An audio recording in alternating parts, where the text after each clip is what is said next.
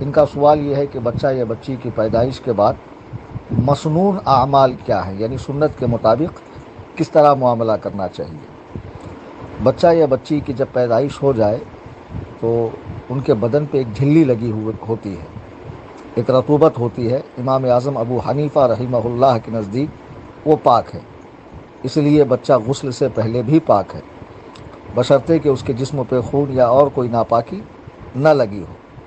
امام صاحب کا یہ قول مفتہ بہی قول ہے، یعنی اسی پر فتویٰ دیا جاتا ہے۔ فتاویٰ تاتار خانیہ میں اس کی تفصیل موجود ہے۔ البتہ امام صاحب کے شاگرد امام محمد رحمہ اللہ اور امام ابو یوسف رحمہ اللہ، ان دونوں کے نزدیک وہ جھلی ناپاک ہے، احتیاطاً غسل دینا چاہیے۔ لیکن میرا خیال یہ ہے کہ چونکہ امام اعظم ابو حنیفہ کے نزدیک وہ رطوبت پاک ہے تو کپڑے سے پوچھ لیا جائے، اور غسل دینے میں کوئی مذائقہ نہ ہو ڈاکٹر کے مشورے سے تو غسل بھی دیا جائے۔ اب دوسرے نمبر پر ہے اذان و اقامت کا مسئلہ، تو اس کا مستحب طریقہ یہ ہے، اس میں مستحب عمل یہ ہے کہ داہنے کان میں اذان کہی جائے اور بائیں کان میں اقامت دی جائے۔ اور بعض بچے پیدا ہوتے ہی وینٹیلیٹر پہ گیس پر رکھے ہوتے ہیں، تو اگر ان کے کمرے میں انٹری ہو تو کمرے میں چلا جائے، کانچ کے باہر سے اذان دے۔ اگر کمرے میں بھی انٹری نہ ہو تو فاصلے سے بھی اذان دے سکتا ہے، اور اس اذان میں ہاتھ چھوڑ دیے جائیں۔ حضرت ابو رافع کی روایت ہے کہ نبی کریم صلی اللہ علیہ وسلم نے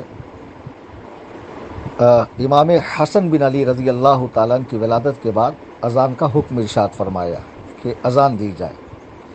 البتہ اس اذان میں استقبال قبلہ کا لحاظ ہوگا، یعنی قبلے کی جانب منہ کرنے کا، اور اس میں حی علی الصلاۃ اور حی علی الفلاح کے وقت چہرے کو دائیں بائیں پھیرا جائے گا۔ اب دوسرا مسنون عمل ہے تحنیک کا۔ تحنیک کہتے ہیں کسی اللہ والے نیک بندے، عالم دین، شریعت مطہرہ کے پابند شخص کے منہ میں کوئی چیز ڈالی جائے، کھجور وغیرہ، وہ اسے چبائے اور اس کا نہایت نرم حصہ بچے کے منہ میں ہلکا سا ڈالا جائے اور تالو پہ ملا جائے۔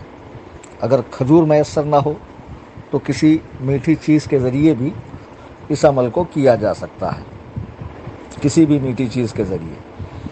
اب اس کے بعد ہے عقیقہ، تو بہتر یہی ہے کہ بچے کی پیدائش کے 7ویں دن بعد عقیقہ کیا جائے۔ نبی کریم صلی اللہ علیہ وسلم کا ارشاد گرامی ابو داؤد میں موجود ہے کہ ہر بچہ اپنے عقیقہ کے بدلے گروی ہوتا ہے۔ بچے کی پیدائش کے 7ویں دن بعد عقیقہ کیا جائے اور اس کا نام رکھا جائے اور اس کے بال چھیل لیے جائیں۔ عقیقہ سنت ہے۔ نبی کریم صلی اللہ علیہ وسلم نے اپنے نواسوں حضرت امام حسن مجتبیٰ اور امام حسین شہید کربلا رضی اللہ عنہما کا عقیقہ فرمایا۔ ایک حدیث میں اللہ کے حبیب علیہ السلام کا ارشاد ہے کہ عقیقہ کی برکت سے بچے کے اوپر کی بلائیں ٹلتی ہے۔ عقیقے میں لڑکے کی جانب سے 2 بکرے اور لڑکی کی جانب سے 1 بکرا یا بکری ذبح کیا جا سکتا ہے، یا پھر بڑے جانور میں حصہ لینا ہو تو لڑکے کی جانب سے 2 حصے اور لڑکی کی جانب سے 1 حصہ لیا جائے۔ اب عقیقہ کے دن نومولود بچے کے سر کے بال کاٹ دینا، بعد میں بالوں کے وزن کے برابر چاندی صدقہ کرنا، یہ مسنون ہے۔ اور بچہ اگر وینٹیلیٹر پر ہو، گیس پر ہو، تو عقیقے کو مؤخر بھی کیا جا سکتا ہے۔ حضرت علی بیان کرتے ہیں کہ نبی کریم صلی اللہ علیہ وسلم نے حضرت حسن کے عقیقے میں 1 بکری کو ذبح فرمایا، اور حضرت فاطمہ سے فرمایا کہ اس کا سر منڈا اور اس کے بالوں کے برابر چاندی کو صدقہ کرو۔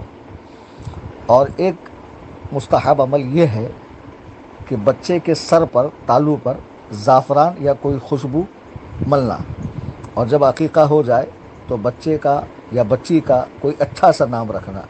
تو نام رکھنے میں آج کل جو فلمی ہیرو ہیروئن کا اور ایکٹرز کا اور ماڈلز کے ناموں پہ جو نام رکھے جاتے ہیں، یا جو سمجھ میں آئے نام رکھ لیتے ہیں جس کا کوئی مطلب ہی نہیں ہوتا، بس قرآن کریم میں آیا ہے تو قرآن میں تو بہت سے ایسے الفاظ آئے ہیں جو بولنے میں اچھے لگتے ہیں لیکن اس کا معنی اچھا نہیں ہے نا۔ وہ تو کسی مصلحت کے تحت آئے ہیں، کوئی حکم بیان کرنے کے لیے آئے ہیں، کسی قانون کے تحت آئے ہیں، تو اب کوئی اس طرح کے نام رکھے گا؟ تو علماء سے رجوع کیا جائے اور بچے کا نام اچھا سا رکھا جائے. اب لڑکے کا ختنہ جو ہے